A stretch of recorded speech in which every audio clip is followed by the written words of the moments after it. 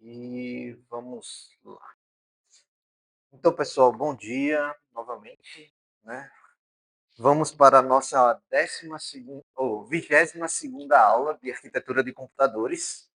Já estamos findando a disciplina, né? Esse é o último bloco de assunto, para alegria de um e tristeza de outros, né? Não sei, né? Enfim, mas como eu falei na aula passada, o conteúdo da prova daqui a 2 semanas foi até a aula passada, a aula 21. A partir de hoje é o conteúdo da quarta prova, certo? Então, hoje vamos começar um assunto novo, continuando os tipos de MIPS. Nós vimos o monociclo, que é basicamente as instruções são feitas de maneiras sequenciais. Vimos o multiciclo, que existe buffers entre eles, e essas operações não necessariamente precisam ser feitas de maneira sequencial, mas você consegue, através de registradores especiais, guardar parte dessa informação, ativar outros blocos funcionais que podem servir, né, para fazer outras operações. Por exemplo, você pode, enquanto está fazendo uma operação de soma, utilizar, fazer uma operação de branch ou acessar a memória, né? Porém, hoje vamos estudar mais uma arquitetura do MIPS, que é a arquitetura pipeline. Já falamos dela em alguns momentos, mas hoje vamos adentrar na sua teoria, né? Basicamente, o objetivo da aula de hoje é apresentar, introduzir o que é um pipeline, como é o conceito de abstração, comparar com as arquiteturas monociclo e multiciclo, e eu não sei se vai dar tempo de ver o que é hazard, que é um efeito justamente das instruções quando elas são encadeadas, né? Por exemplo, no monociclo você vai ter uma instrução, aí depois outra, depois outra, depois outra. Já no pipeline, como ele suporta múltiplas instruções ao mesmo tempo, possa ser que em algum momento a instrução que está executando em paralelo precise acessar o mesmo bloco funcional da instrução anterior. E o nome disso é hazard, certo? Nome bonito para dizer que houve um engarrafamento, né? Por quê? Porque quem descobriu foi esse sujeito. Só por conta. Não sei como é engarrafamento em inglês, mas também não sei. Só sei falar português e olhe lá.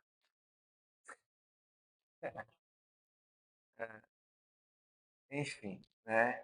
Então, para que a gente possa entender como funciona um pipeline, a gente tem que primeiro fazer memória do que já vimos antes, né? Esse que é parte do assunto da prova anterior, que é como as instruções elas são utilizadas, né? Quais são os caminhos e o fluxo da instrução, né?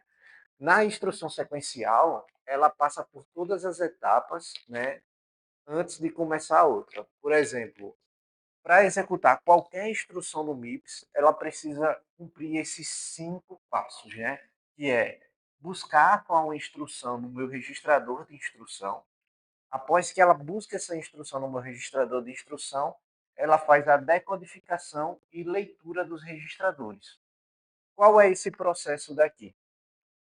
Esse processo é pegar aquele bit da instrução que a gente tem, que foi visto que é um hexadecimal lá, sei lá, 22F8, enfim. E eu faço a decodificação, que é transformar esse hexadecimal em um conjunto binário, né, de 32 bits, que ele vai dizer exatamente quais blocos funcionais ele vai ativar. Ou seja, se ele vai ativar o registrador, se ele vai ativar a memória, se ele vai ativar o ALUOP, qual o tipo de operação, se é de ADD, se é de subtração, né? Se for uma operação de branch, que é um if, né? Eu preciso utilizar uma subtração, né? Em seguida, eu utilizo esses bits para fazer a execução da minha instrução. Por exemplo, se eu for fazer uma adição, então eu vou lá na ALU e faço a adição dos dois registradores que foi decodificado na etapa anterior.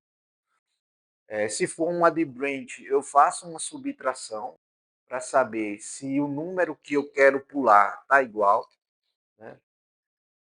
Se for uma de jump, né, eu já não preciso usar minha LU, eu já faço direto porque eu já tenho um registrador. Então, normalmente a de jump é a mais rápida por conta disso, porque ele não acessa essa memória da LU e não faz nenhum tipo de acesso aos meus registradores, né? Uma vez feita a operação, eu preciso salvar esse resultado em algum canto. Então, esse resultado é salvo na minha memória. Então, eu tenho um processo de acesso à memória. E, por fim, né, eu atualizo os meus registradores, né? Porque eu preciso que meus registradores, que funcionam como um buffer, eles precisam estar atualizados e sincronizados com minha memória, para que o valor que esteja salvo aqui, para que uma próxima instrução utilize, ele seja o mesmo que está na memória. Então, na operação sequencial, isso aqui serve para um monociclo, né? Ele vai executar busca, decodificação, execução, acesso à memória e escrita no registrador. Então, ele acaba isso tudo e começa novamente. Acaba e começa novamente. Então, em nenhum momento eu vou conseguir ter paralelismo de informação. Já no pipeline, funciona diferente.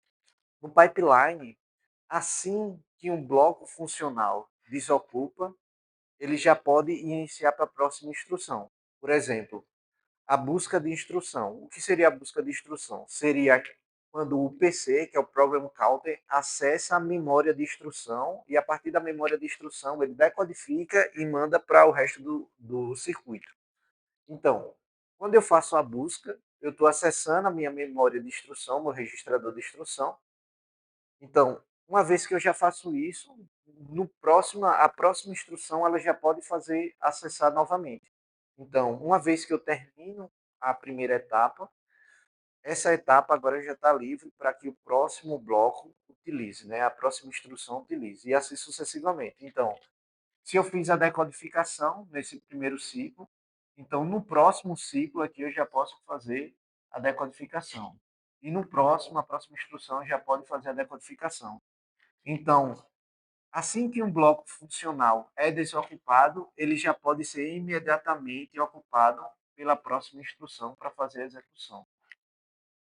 Isso aqui a gente ganha muito, muito tempo, né? Muito tempo mesmo. Então, eu consigo múltiplas instruções em paralelo ao mesmo tempo. Então, eu tenho um maior aproveitamento dos recursos, né? Por exemplo, aqui eu ia precisar 5 ciclos, né, de clock, 6 ciclos de clock, para que eu faça a busca de instrução novamente. Aqui eu só vou precisar de um, né? Então, um ciclo de clock, então já posso fazer minha busca de instrução. Enquanto nesse aqui eu ia precisar dos 6 ciclos de clock para fazer a busca de instrução novamente. Então, eu reduzo o tempo total de instrução, né? E também, para 4 instruções, eu preciso 8 ciclos, né? E o que é esse stall aqui é quando eu preciso acessar ao mesmo tempo, por exemplo, o resultado dessa operação vai ser utilizado na próxima. Então, isso acontece um stall, que é eu preciso aguardar que essa instrução termine para que eu possa usar o valor do registrador na próxima instrução. Por exemplo, se eu estiver fazendo um ADD, né, T0, 5, 3, e depois um sub S0, T0, 2, asterisco, asterisco, né? Então, para que eu consiga fazer essa subtração aqui, necessariamente eu preciso terminar a adição anterior. Então, eu só consigo fazer a subtração se eu terminar a adição anterior. O nome disso aqui, desse tempo de espera aqui, é chamado de stall. Stall, né? que seria uma dependência das próprias instruções uma, da, uma das outras, né? Uma das outras. Então, claro, se não acontecer o stop, ela consegue paralelizar. Se acontecer, ela aguarda aquela instrução finalizar e termina a outra. Né? Isso aqui é por óbvio por questão física mesmo. Né? Eu não tenho como acessar o valor dessa sem. Não tenho acessar o valor dessa sem terminar essa aqui antes. Tranquilo? Então, são as características principais, né? O pipeline ele não ajuda na latência de uma tarefa. Né? Isso aqui é a primeira característica. O que seria latência de uma tarefa? Seria o tempo necessário para essa tarefa terminar. Por exemplo, se para fazer um ADD no monociclo demora 8 picosegundos, né, por exemplo, não, 8 picosegundos é muito rápido, né? 800 picosegundos. No pipeline também vai demorar 800 picosegundos. Porém, se eu tenho múltiplas tarefas, ele vai influenciar no throughput, que é vazão. Seria quantas tarefas o sistema consegue entregar dentro de um determinado faixa de tempo. Então, se eu tenho 800, se eu tiver 10 ADDs no monociclo, vai ser 10 vezes 800 picosegundos. Se eu tenho 10 ADD no pipeline, não vai ser 10 vezes 800 picosegundos. Vai ser bem menos. Porque assim que eu termino a instrução, uma parte da instrução, eu já consigo começar outra. Então, o tempo para terminar a tarefa não muda, mas a quantidade de tarefas entregues em um determinado faixa de tempo vai mudar. Então, vocês tenham em mente essa coisa, né? Então, não altera a latência, certo? Altera o quê? Vazão, throughput, né? Além disso, o período de pipeline ele é limitado pelo estágio mais lento. Então, por exemplo, se eu tiver o ADD em 800 picosegundos e a subtração em 1.200 picosegundos, esse 1.200 picosegundos será meu período de referência, que seria o tempo mais longo para entregar uma tarefa, certo? Por quê? Porque por mais que eu consiga paralelizar as tarefas, o tempo médio de entrega vai ser sempre medido pelos os maiores tempos. Né? Porque, novamente, ele não altera latência, altera vazão, ou seja, a quantidade de tarefas que são entregues em uma determinada faixa de tempo. Múltiplas tarefas, elas são realizadas de maneira simultânea, então o speed up potencial, olha, speed up potencial, que é a velocidade de entrega, né? É igual ao número de estágios, né? Quantos estágios essa tarefa vai ter? Né? O que eu falo de estágios é isso aqui, né? Quantos estágios ela vai ter? Né? A gente já viu isso, que algumas tarefas não precisa fazer acesso à memória nem escrita registrador, né? Como a de jump ou a de branch, né? Então, existem algumas tarefas que não executam a loop, né? A de jump não executa a loop, porque ela não faz nenhum tipo de cálculo. Então, dependendo da quantidade de instruções, quantidade de tarefas, ele aumenta o speed up potencial. Quanto mais tarefas, maior o speed up, ou seja, ele é mais lento. Né? Quanto menor a quantidade de tarefas seguidas, menor o speed up. Então, ele se torna mais rápido. Né? Então, estágios não balanceados reduzem o speed up também. O que ele quer falar de não balanceados? Ele quer falar do tempo que cada estágio leva para fazer. Então, eu posso ter estágios mais lentos e estágios mais lentos, né, com maior tempo, e estágios mais rápidos com menor tempo. Por exemplo, o que usa a Lu. Então, o que usa a Lu, ele é mais rápido do que fazer um acesso à memória. E a gente já viu isso. Por quê? Porque eu preciso ir lá o barramento acaba sendo mais lento, então eu preciso buscar na minha cache, fazer a associação, fazer o cálculo, até achar o posicionamento na minha memória RAM, para depois trazer essa informação que está na minha memória RAM para a minha memória cache e só aí fazer a operação. Então, quando eu balanceio, né, a, os meus estágios, ou seja, eu consigo reduzir também o tempo de processamento total. Né? O tempo de preenchimento e esvaziamento, eles reduzem o speedup. Isso aqui, preenchimento e esvaziamento do quê? Da minha memória cache. Então a gente já viu isso também nas aulas passadas, que algumas operações eu preciso, dependendo do tipo de associatividade e do tipo de gestão da memória cache, eu preciso preencher ela toda. Então eu termino aquela tarefa, esvazio ela e preencho ela com novos dados, faço a tarefa, esvazio, preencho.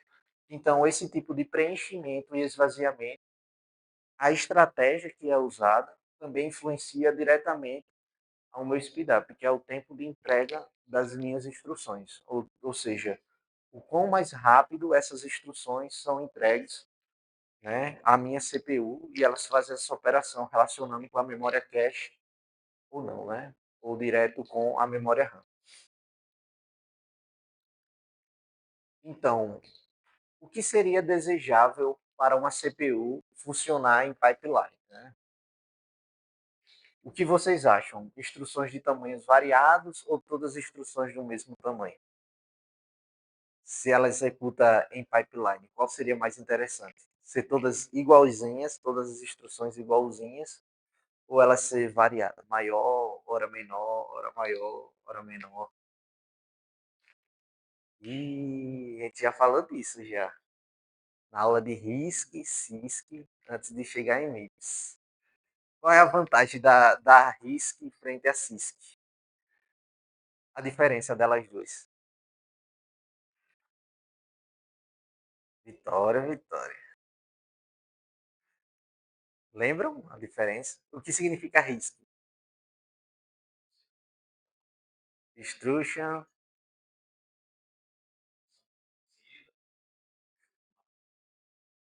sim. Aí a CISC. Exato.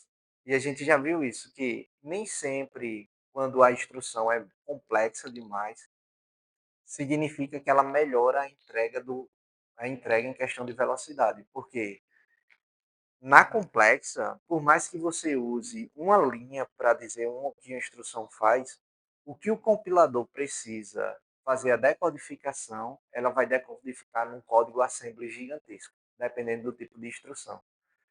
Do contrário da RISC. A RISC tem poucas instruções e instruções padronizadas, né, do mesmo tamanho. Como eu falo, poucas instruções por exemplo, eu quero fazer, só consigo fazer um ADD, uma soma, e a partir dessas você faz uma multiplicação, uma exponencial, um seno. Não existe uma instrução específica para fazer multiplicação, por exemplo. Você precisa fazer uma sequência de adição para chegar numa multiplicação, né? Mas todas são do mesmo padrão. E isso facilita, primeiro, você tem uma quantidade de instrução reduzida, elas acabam sendo mais rápidas, porque eu não preciso saber como preencher para diferentes tipos de instrução, diferente da CISC, né? A CISC tem uma instrução com poucos bits, outras com maiores, né? Mas eu preciso ter uma CPU muito mais complexa em termos de circuito mesmo, para ela decodificar a minha instrução para um circuito verdadeiramente em assembly, né? Em assembly não, um circuito lógico que faria aquela operação. E o MIPS é RISC ou CISC?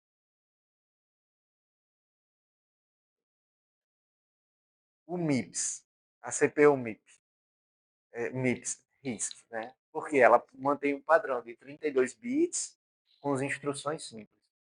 Então, o tamanho da instrução variável, o pipeline, seria maior, melhor ou menor, né? Então, manter uma instrução sempre coesa do mesmo tamanho acaba sendo bem melhor para o meu pipeline, porque ele não precisa tá do mesmo motivo da CISC e da RISC para outros microprocessadores, outras CPUs, eu não preciso estar fazendo um preenchimento das informações ou tentando ou tendo um circuito bem mais complexo para fazer a decodificação, né, que faz o compilador, né? Operando em memória com qualquer operação versus operando memória somente através de load e store, né? Então, isso aqui é outra característica, né?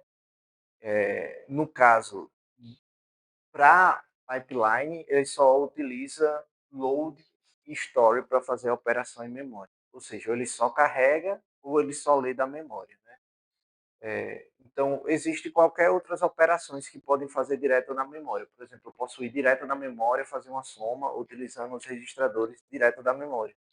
Mas nesse caso, para fazer, eu preciso antes carregar essa informação dentro da minha cache, né?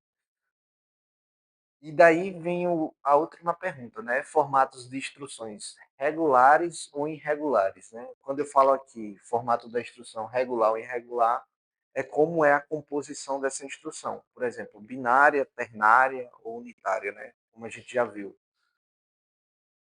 também. Nesse caso, ele possui todas as características do MIPS, né? Então, o MIPS é meio que uma CPU perfeita para receber operações em pipeline justamente por conta dessas suas características, ou seja, ela usa arquitetura RISC com instruções no mesmo formato, não variado. Ela faz operações, acesso através de load, store, e todos os formatos das suas instruções são regulares, ou seja, eles possuem o mesmo tamanho, de 32 bits. Então, isso aqui é muito bom para quando eu tenho pipeline, porque é desejável que elas sejam sempre do mesmo tamanho, né? Se eu tenho variado, então eu não consigo garantir o tempo de operação e também eu não consigo gerir bem como cada tarefa vai ser distribuída ao longo do pipeline. Porque, por exemplo, ilustrando, né? Se eu tiver uma operação de ADD aqui, se porventura eu tiver instruções irregulares, né, o que eu falo de instrução é essas etapas aqui, né, intermediárias, que seria a busca da instrução, decodificação. Se elas fossem irregulares, eu não conseguiria fazer isso aqui, né? Porque ora ela ia começar aqui, né, e terminar aqui. Então essa parte aqui ia ficar ociosa, né? Ou seja, outra eu vou ter uma maior, outra menor. Isso acaba dificultando o encadeamento de como o pipeline funciona. Porque o ideal é que uma etapa termine assim que outra comece. Então, se elas são todas do mesmo tamanho, fica muito mais fácil de encaixar uma após a outra, né? Diferente se ela for totalmente irregular. Imagine como fosse um Lego. Sendo um Lego não sei se vocês já montaram um Lego. Montaram um Lego? Então, imagine, eu vou ter um encaixe assim, em outro momento eu vou ter um encaixe assim. Em outro momento eu vou ter um encaixe assim. Isso que eu estou falando de encaixe é justamente como uma instrução tem um formato para encaixar após a outra. Então, se ela não tem o mesmo formato, significa que para determinar quando uma instrução deve entrar após a outra, fica muito difícil, muito complexo em termos de circuito. Então, se eu mantenho todas assim, eu sei que essa aqui tem esse tamanho, a próxima só pode começar depois desse tamanho, né? E a próxima, após o próximo tamanho. Então, é como eu tivesse, de fato, montando um quebra-cabeça. Quebra-cabeça, né? Cabeça não, cabeça, né? Então, como eu tivesse, de fato, montando um quebra-cabeça, onde todas as peças do quebra-cabeça tivessem o mesmo lado macho, né, de encaixe, e o lado fêmea, para que eles possam ir se encaixando de maneira sequencial, por mais que cada instrução esteja sendo executada de maneira paralela. Então, isso aqui é muito importante mesmo, para poder possibilitar o pipeline. Sem isso aqui, poderia ter o pipeline, mas ia ser muito difícil sincronizar os blocos. Ou seja, quando um termina e o outro deve começar. Por exemplo, o bloco de busca da instrução. Ora, ele tem 32 bits, hora tem 14, hora tem 12, hora tem 16. Quando eu vou saber onde encaixar ele, né? Vai ser muito mais complexo. Né? É impossível? Não, mas é muito mais complexo de fazer, né? Obviamente eu estou falando aqui de maneira bem abstrata, mas isso em termos de circuito, você ia ter um circuito para determinar a quantidade de bits, depois tem um demux para fazer chavear os bits que devem ir ou não ir. Então, isso aqui é muito, muito complexo, né? Apesar de parecer, é irregular, irregular, não, mas em termos de circuito, isso aqui torna a CPU muito complexa, se deixar ela de formatos irregulares. E aí não queremos isso, né? Queremos que seja não complexo, né? Então, o pipeline clássico do MIPS, ele vai ter essas 5 instruções, né? A primeira é o IFET, né, que é Instruction Fetch, que é busca da instrução na memória. Então, eu tenho minha memória de instrução, onde eu vou buscar a minha informação. A segunda etapa é ler do registrador enquanto a instrução é decodificada. Então, em seguida, eu executo a operação ou faço o cálculo do endereço. Executar a operação é alocar os registradores na LU e fazer a operação que deve ser feita. Ou o cálculo do endereço é pegar um endereço, né, completar com os outros 16 bits e deslocar dois para a direita e só assim fazer a operação de branch ou a operação de jump. Né? Na de branch, você precisa alocar a LU também para fazer essa operação. Acesso à memória dos dados e escrever o resultado no banco de registradores. Né? Então, do mesmo jeito do monociclo e do multiciclo, o pipeline também tem 5 instruções base, né? Cinco, cinco etapas que devem ser seguidas. Né? Então, aqui ela é convencional e cada etapa é realizada num ciclo de clock. Por isso que eu preciso das instruções regulares. Então, se fosse regular, por exemplo, essa de ler o registrador poderia ocupar 2 ciclos de clock ou 1,5 ciclo. Então, isso acaba dificultando a gestão.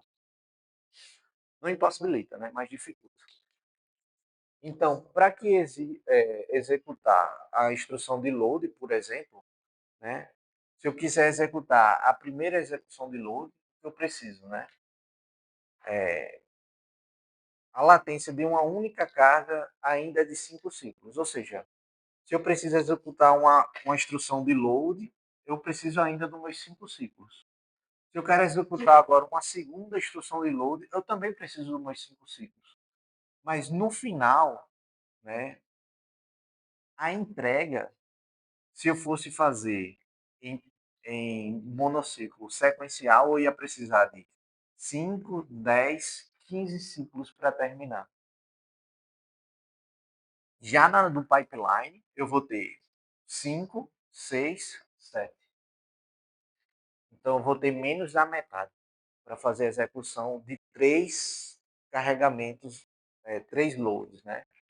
Então, o ciclo é 1/5 do ciclo, né? Então, o CPI, que é Program Count Instruction Effective, seria a quantidade de instruções realizadas, né, efetivas para 3 instruções, 7 terços de uma instrução, né?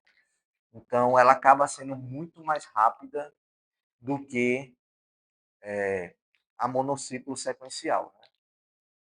Então, note, o tempo de entrega de uma instrução ela não alterou, ou seja, a latência não alterou.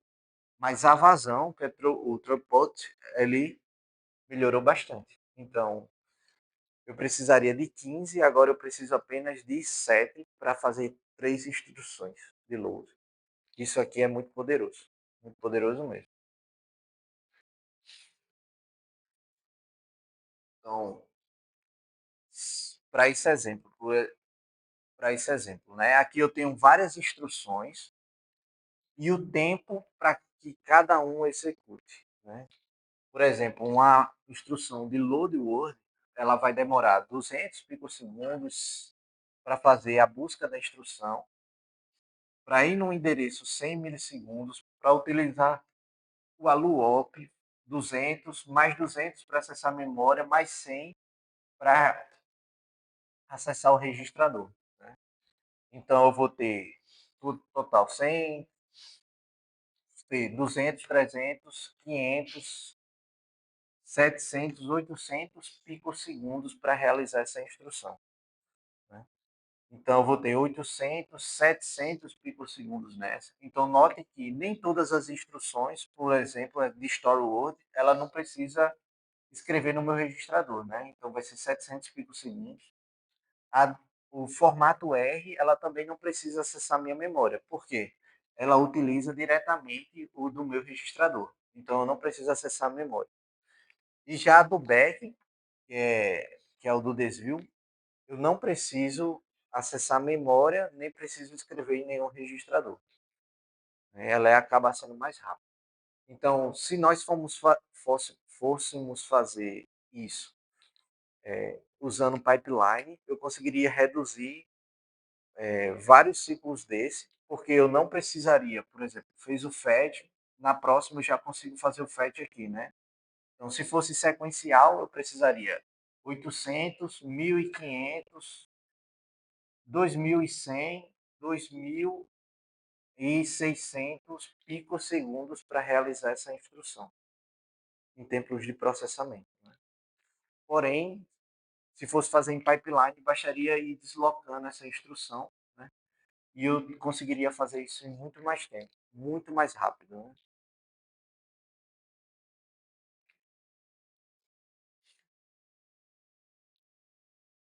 Então, para isso, a gente precisa aprender como calcular o speed up, né? Que seria qual é o ganho de tempo de usar um pipeline frente a usar um monociclo. Lembra, né? O speed up é uma métrica de comparação. Então, a gente utiliza sempre, a gente utilizou ela quando fez a melhoria, ou seja, se eu queria melhorar em 20%, qual seria o speed up? Então, quantos que seria justamente a porcentagem que você ganha, né, ou o tempo que você ganha em fazer uma melhoria de um sistema para o outro. Nesse caso aqui, a melhoria que estamos fazendo é trocar um sistema sequencial monociclo para um sistema do tipo pipeline, né? Como todas as instruções elas levam o mesmo tempo e se todos os estágios estiverem balanceados, né? O tempo entre as instruções com pipeline é o tempo das instruções sem o pipeline, ou seja, sequencial, dividido pelo número de estágios do pipe, ou seja, a quantidade de estágios que eu vou ter no final. Né? Se, não, se não equilibrado, o speedup é menor. O speedup, devido ao aumenta o trouble, né, que seria justamente a entrega. A latência para cada instrução ela não diminui. Coloquei isso aqui de observação. E a gente vai ver agora num exemplo como isso aqui funciona. Né? Por exemplo, se eu tiver todos os estágios estiverem balanceados, ou seja, se todos eles demorarem o mesmo tempo para ser executado, eu vou ter 5 estágios para qualquer tipo de operação, digamos assim. Então, vou ter 1, 2, 3, 4, 5 nanosegundos. Né? E nesse caso, a quantidade de estágios que temos aqui é 5. Né? Se fôssemos pegar aquela outra tabela que eu coloquei aqui, né? Quantos estágios eu tenho aqui? Eu tenho 1, 2, 3, 4, 5, né? E a quantidade de tempo que eu tenho aqui, né? Eu vou ter 800 picosegundos dividido por 5.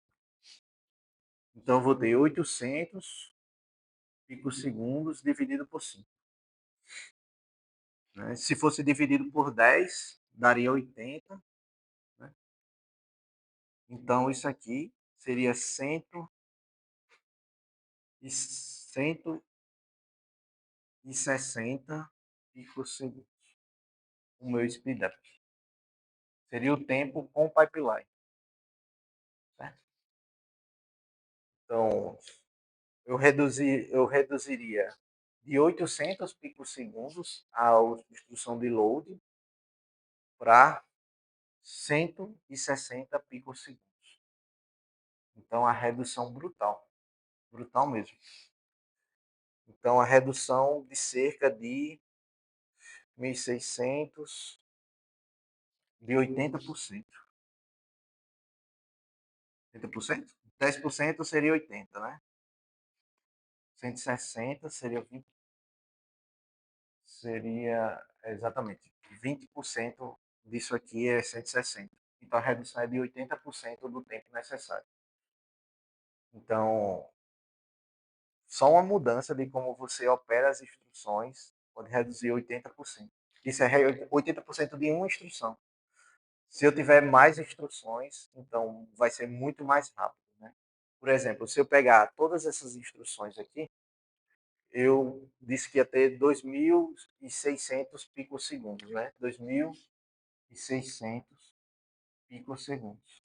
Se eu for colocar todas em pipeline, eu vou ter 700 dividido por quanto aqui? 1, 2, 3, 4, né? Que é a quantidade de etapas, por 4. Então, 700 dividido por 4, por 2 dá 350, né? Por 2, de novo, dá 175 picosegundos. Aqui também eu vou ter 1, 2, 3, 4, dá 150 picosegundos. E aqui eu vou ter 3, 5 dividido por 3, por 2, dá 167. Alguém está com o celular fácil aí? Faz 500 dividido por 3, por favor. Dá 182. Você fez aí? 167, né? 166,6. Estou bom de conta de cabeça. Então, some isso aqui por mim, por favor. Aqui dá 310, 485, 585, 642. É isso? 642. Ah? 582? Ah, 652. Por pouco. 652. Ah, é porque tem um 10 a mais aqui. Então, saímos de 2.600 picosegundos para 652 picosegundos. Isso aqui. Agora faz o seguinte, por favor. Divide 652 por 2.600. 0,25? Tá. Então, eu reduzi em 75% o meu tempo de processamento. Então, isso é muito brutal para fazer operações, né? Obviamente, aqui a gente está falando de 4 instruções, né? Imagina agora 1 bilhão de instrução. 1 milhão de instrução. O quanto isso é poderoso para fazer processamento, né?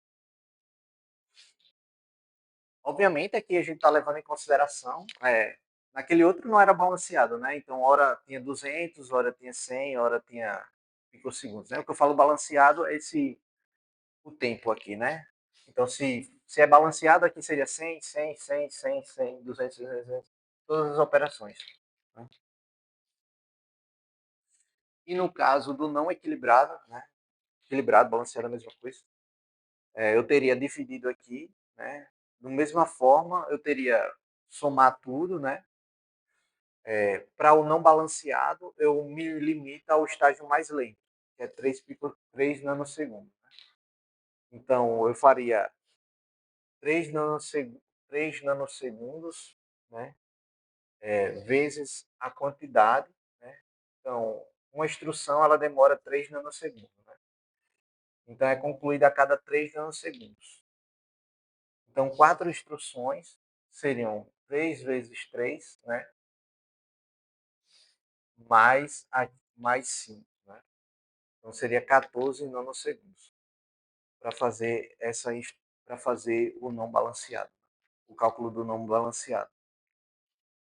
Então, ela conclui a cada 3, né? Eu preciso 1, 2, 3, ela realiza 1, 2, 3, ela realiza de novo, né? Para fazer isso. Então, mesmo assim, ainda acaba sendo muito mais rápido do que o balanceado, né? Ou o sequencial. Então, como é que funciona a questão da abstração dentro da execução do pipeline, né? Aqui tem a execução de um programa, aqui tem os blocos funcionais em cada ciclo, certo? CC é ciclo de clock, certo? Ciclo de clock 1, ciclo de clock 2, ciclo de clock 3. Então, sempre que começa um ciclo, eu começo com a busca das minhas instruções da minha Instruction Memory, né? O IM. IM aqui, Instruction Memory. Aqui são meus registradores, minha LU, aqui a minha memória de dados, né? E aqui os meus registradores novamente. Então, assim que acaba, né, eu já consigo liberar para o próximo e em seguida libero para o próximo. Né? Isso aqui é uma anotação engraçada que alguns livros adotam. Quando está fazendo a leitura, a parte branca está na esquerda. Certo? Tá vendo que está branco aqui e azul? Então, se está fazendo a leitura em algum registrador, eu vou ter a parte branca na esquerda e a parte colorida na direita. Colorida pode ser qualquer cor, azul, branco. Ah, azul, branco não, né? Azul, azul é branco, branco, né? É branco, marrom, preto, sei lá, cinza, mas sempre assim, a colorida é a que está do lado direito e a branca à esquerda, significa que eu estou fazendo uma leitura. Se eu estou fazendo uma escrita, o lado direito fica branco. Então, por exemplo, nesse caso aqui, eu estou fazendo uma leitura na minha memória de instruções, estou usando o meu MUX aqui, estou fazendo uma leitura no meu banco de registradores, estou utilizando a minha LU, estou fazendo uma leitura no minha memória de dados, porque é um load word, né? E em seguida eu estou fazendo uma escrita no meu registrador. Né? Lembrando que a load word eu estou carregando esse valor nesse aqui, né? Estou carregando o valor que está na memória dentro do meu registrador. Se eu estou fazendo a subtração, também eu preciso ler a minha memória de instrução, ler o meu registrador, usar a LU. Está vendo que eu já não estou usando minha memória de dados aqui, ela está toda branca. Por quê? A memória de dados só serve para carregar ou escrever alguma coisa dentro dela. Como eu não estou usando, ela fica branca. E no final, o que eu faço? Uma escrita no meu registrador, que é justamente o resultado da operação. Né? Tanto do mesmo jeito para subtração quanto para soma. E note que a cada momento o que está acontecendo? Eu estou deslocando um bloco funcional. Ou seja, primeiro eu faço acesso à memória de instrução, no segundo ciclo eu faço de novo acesso à minha memória de instrução, no terceiro ciclo eu faço de novo acesso à minha memória de instrução, enquanto está acontecendo o resto do fluxo do processo. Né? Obviamente, isso aqui só é possível seguir dessa forma quando não há dependência dessa instrução com a instrução anterior. Se houver dependência da instrução, da próxima instrução com a instrução anterior, o pipeline é congelado e é esperado terminar como sequencial. E só daí começa de novo. Porque eu preciso fazer leitura no meu registrador. Por exemplo, se eu quisesse fazer agora, ao invés de eu fazer o ADD no 12 aqui, eu fizesse o ADD no 11 aqui. Então, eu teria que esperar ele salvar o valor no 11 para depois ir lá no 11 e fazer a operação nele. Então, ele congela o pipeline e o nome disso é stall, né? S-T-A-L-L. Tranquilo, pessoal, o conceito. Essa primeira parte é só para vocês entenderem como é que funciona o conceito da coisa. Né? Então, no MIPS, né, como funcionaria no MIPS a implementação do pipeline? Né? Todas as instruções ela possuem o mesmo tamanho, como eu já falei antes. Né? Então, o estágio de busca, decodificação são similares para todas as instruções. Né? Existem poucos formatos da instrução justamente porque o MIPS ele implementa a arquitetura RISC. Né? Então, simplifica a decodificação possibilita que seja feita apenas em um ciclo de clock. Isso facilita muito, né? Então, por quê? Porque eu mantenho a consistência, né? Eu mantenho balanceado. Então, eu não desbalanceio o meu fluxo, né? Isso aqui é muito bom para o pipeline. Ele opera em memória apenas em operações de load e store. Ou seja, eu posso apenas um acesso à memória. Ou eu estou lendo da memória, ou estou escrevendo nela. Nunca lendo e escrevendo ao mesmo tempo, né? Então, obviamente, existem arquiteturas de computadores que o barramento da minha memória, ele pode ser um barramento onde eu posso fazer leitura e escrita nele, no mesmo barramento. Uma hora eu faço leitura, uma hora eu faço escrita. Nunca consigo fazer leitura e escrita no mesmo barramento. Né? Nunca consigo acessar esse barramento para fazer leitura e escrita. Existem algumas arquiteturas que ele tem um barramento de leitura e um barramento de escrita. Então, eu vou ter um barramento só para fazer a leitura e um barramento para fazer a escrita. Né? E isso aqui é muito bom porque você possibilita a leitura e escrita ao mesmo tempo. Né? Obviamente que isso aqui deixa muito mais complexo a arquitetura da minha CPU. Né? Mas só para dizer que é possível isso acontecer. Operando além disso, ele pode fazer operações em linha de memória. Né? As instruções de transferência de dados requer apenas um estágio de acesso à memória, que seria justamente aquela bit que vai fazer o acesso à memória preenchido de 16 e deslocado de 2. Então, eu preciso apenas de um estágio. Eu não preciso fazer mais nada para acessar a memória assim, né? Acaba sendo mais simples. Oi?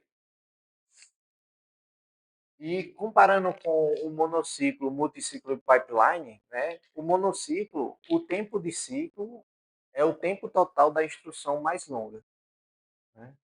Já quando eu estou falando em multiciclo, o tempo de ciclo é o tempo da etapa mais longa e as instruções executam somente as etapas necessárias dentro de um número de ciclo viável. Normalmente é entre 5 e 3. Né? Já no pipeline, o tempo de ciclo é o tempo da etapa mais longa e as instruções executam todas as etapas até mesmo as desnecessárias no mesmo número de ciclo, 5 ciclos. Independente do que esteja acontecendo, vai ser 5 ciclos de clock para fazer uma instrução. Né? Então, aquele ciclo que, por exemplo, que não usa, ela mantém livre, mas você tem que esperar, justamente para não ocorrer isso aqui que eu estava falando antes, para não uma etapa atropelar a outra. Então, se é sempre 5 ciclos, eu vou esperar os 5, mesmo que a CPU fique ociosa aqui, mas eu mantenho a consistência do meu programa. Eu mantenho o programa consistente. Então, nem tudo são flores, né? Porque eu poderia trazer para cá, atrasar mas ia acabar dando conflito com próxima etapa, que é a de busca de instrução. Então, eu faço a busca de instrução, decodificação, acesso à luz, leitura da memória e leitura do registrador. Eu não faço leitura da memória. Então, eu mantenho vazio, espero aquela etapa, o tempo que seria necessário, para depois começar a próxima. Isso aqui ajuda a manter a consistência e conflito evitar o conflito dentro da CPU. Isso aqui ajuda muito, né, na parte de implementação. E comparando com os nossos CPUs atuais, né, a pergunta é: o tempo de ciclo de 200 picosegundos seria compatível com os processadores atuais? Né?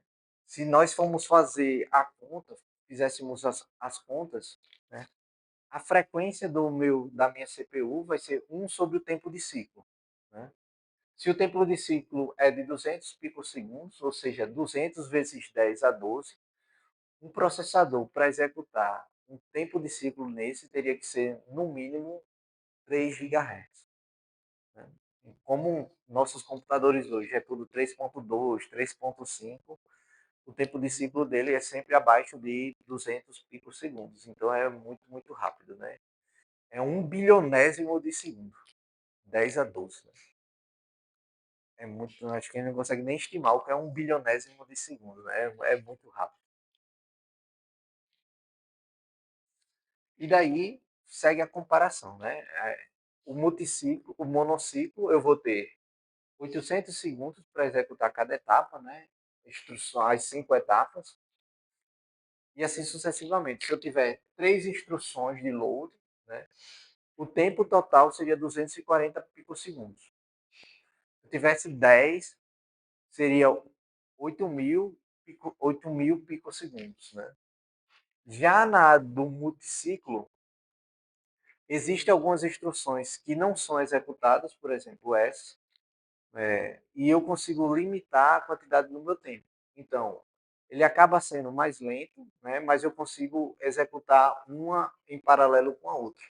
Então, enquanto no monociclo eu executo em 800 picosegundos, eu consigo ter um multiciclo, né, que eu consigo executar diferentes instruções. Nesse caso, não. Por quê? Porque eu estou fazendo acesso à memória, então ele tem que executar uma por vez. Então ele levaria em média 300 picosegundos. Justamente porque aqui eu não tenho a mesma quantidade de registradores que aqui tem. Lembra que a principal diferença do monociclo para o multiciclo é os registradores intermediários que eu utilizo como buffer. Então, se eu preciso a todo momento estar salvando os valores intermediários, significa que eu preciso de mais tempo para poder fazer as minhas operações. Se eu estou fazendo as mesmas operações, eu preciso usar os mesmos registradores intermediários. Então, acaba sendo muito mais lento do que o monociclo para a mesma operação. Obviamente, essa vantagem aqui do multiciclo, ela surge quando eu tenho múltiplas operações diferentes. Então, eu consigo compensar uma com a outra justamente por conta dos registradores. Como é a mesma operação, eu não consigo fazer essa compensação. Então, em vez de ser mais rápido, ela acaba sendo mais lenta por conta disso. Já o pipeline, para a mesma operação, eu vou ter, né, que esperar. Tá vendo que o uso do registrador, o tempo é menor, mas ele espera o tempo da maior instrução para que ele possa executar. E ele coloca esse espaço vazio ocioso aqui, porém ele é compensado justamente por conta do paralelismo das informações.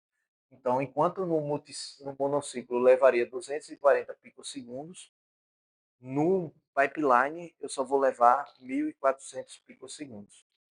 Ou seja, pelo menos 70% o valor desse aqui,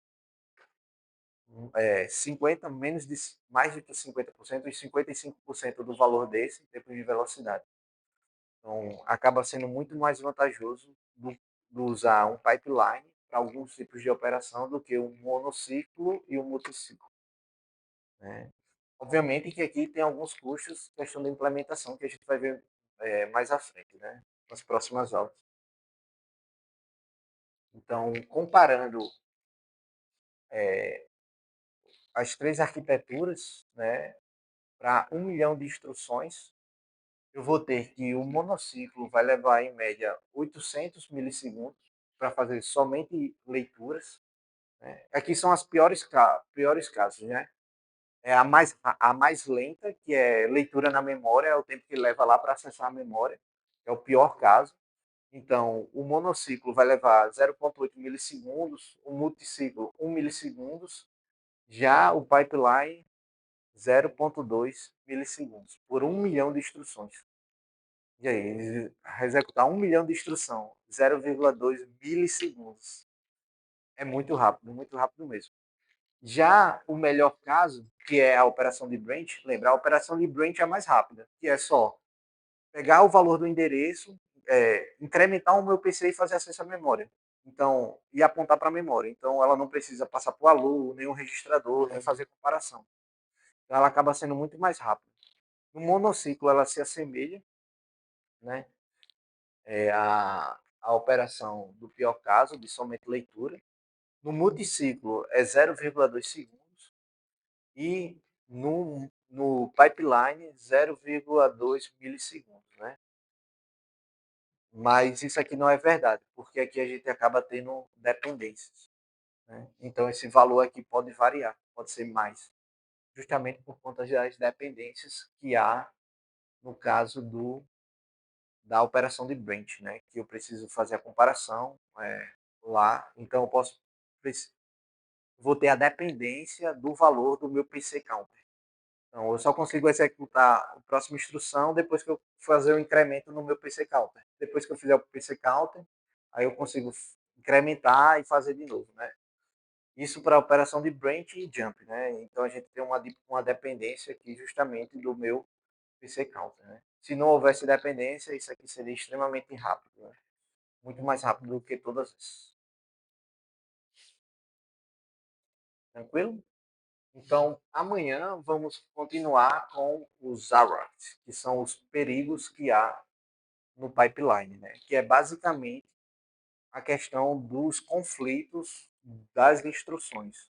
Como se acontecer um conflito e como eles acontecem e o que deve ser feito para corrigir isso, para não fritar a cabeça de vocês. Tranquilo, pessoal?